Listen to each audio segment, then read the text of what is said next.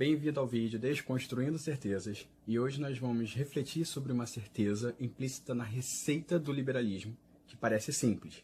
Bom, o que nós vamos desconstruir é que essa receita que parece simples não é simples. Que receita é essa?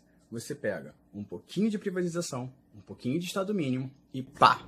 O resultado é boa gestão e eficiência. Será que é assim? Bom, para refletir sobre isso, o vídeo vai ser dividido em duas partes. A primeira, a gente vai refletir como que surgiu o liberalismo historicamente, e a segunda parte é como que esse liberalismo foi aplicado historicamente, mostrando que não há um consenso dessa prática, ou seja, não há receita. Pois é, historicamente, a gente pode datar o surgimento do liberalismo com a publicação do livro Riqueza das Nações, do Adam Smith. E nessa publicação a gente pode encontrar dois princípios fundamentais do liberalismo, que é a livre concorrência e a mão invisível que vai regular essa livre concorrência. Ou seja, os indivíduos ficam disputando entre si e entre eles há uma mão invisível que regula essa disputa e todo mundo fica bem. O interessante de pensar é que a publicação desse livro ocorreu em 1776 na Inglaterra. É o ano em que a Inglaterra estava em guerra contra os Estados Unidos para impedir que os Estados Unidos se tornassem independentes deles. Ou seja, a Inglaterra queria manter o controle sobre os Estados Unidos. Pois é, então a gente pode pensar que depois de 1776, então, o liberalismo começou a ser aplicado, os Estados Unidos ficou independente, então tudo correu bem. Não, pelo contrário, galera, a situação foi ficando cada vez pior, porque os estados começaram a ficar cada vez mais fortes e surgiu uma competição entre eles para ver quem teria mais colônias. Tá? Ao ponto de 1840, por exemplo, a Inglaterra entrar em guerra com a China para venda de ópio. Vocês sabem qual era a razão dessa guerra? Pois é, a China e a Índia eram conhecidas pela sua excelência da produção artesanal de porcelana, temperos. Então, os europeus compravam mais do Extremo Oriente, que é a China e a Índia, e vendiam menos. Ou seja, a balança comercial deles estava fragilizada. O que a Inglaterra fez para tentar resolver essa situação? Fez a livre concorrência? Tentou melhorar sua produção artesanal? Não. Fez uma guerra para obrigar os chineses a liberar o comércio de ópio dos ingleses. O que aconteceu? Eles se ferraram. Por quê? A Inglaterra era mais forte, até porque o Estado investia no militarismo. O que aconteceu? A China se ferrou. Então, com o passar do tempo, depois de 1840, novamente, então, o liberalismo pôde surgir, já que a guerra foi resolvida. Não, ficou ainda pior. Por quê? Em 1880, 100 anos depois, quase 100 anos depois da publicação da Riqueza das Nações, os principais líderes europeus se reuniram para dividir as suas áreas de influência na África.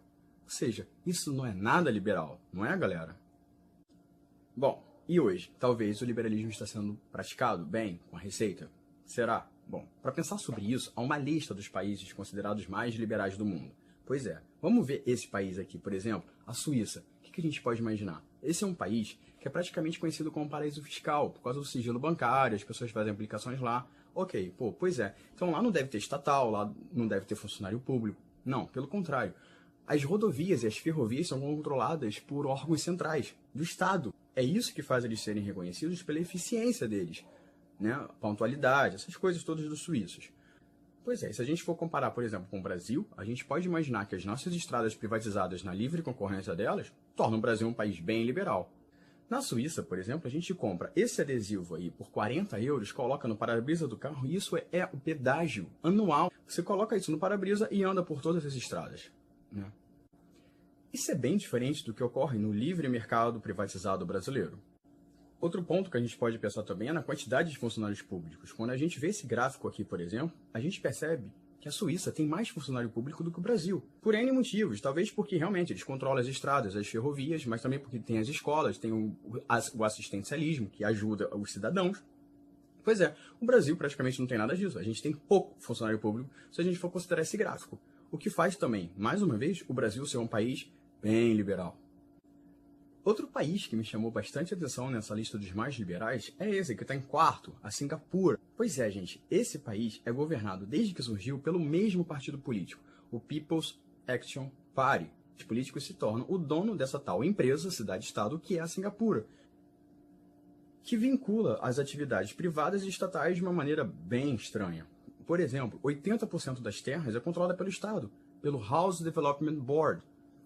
Tem mais, a Singapore Airlines que é premiada com sua eficiência de empresa aérea é uma estatal, da Singapura, desse tal partido que controla o país desde que surgiu. Ou seja, gente, essa receita que vincula menos Estado e privatizações como uma receita liberal para gerar gestão e eficiência não é uma receita básica, não é uma coisa que todos os países fazem.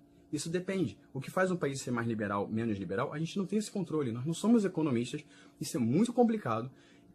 E provavelmente os candidatos que se dizem liberais com essa receita básica para aplicar para a gente ficar bem, estão mentindo.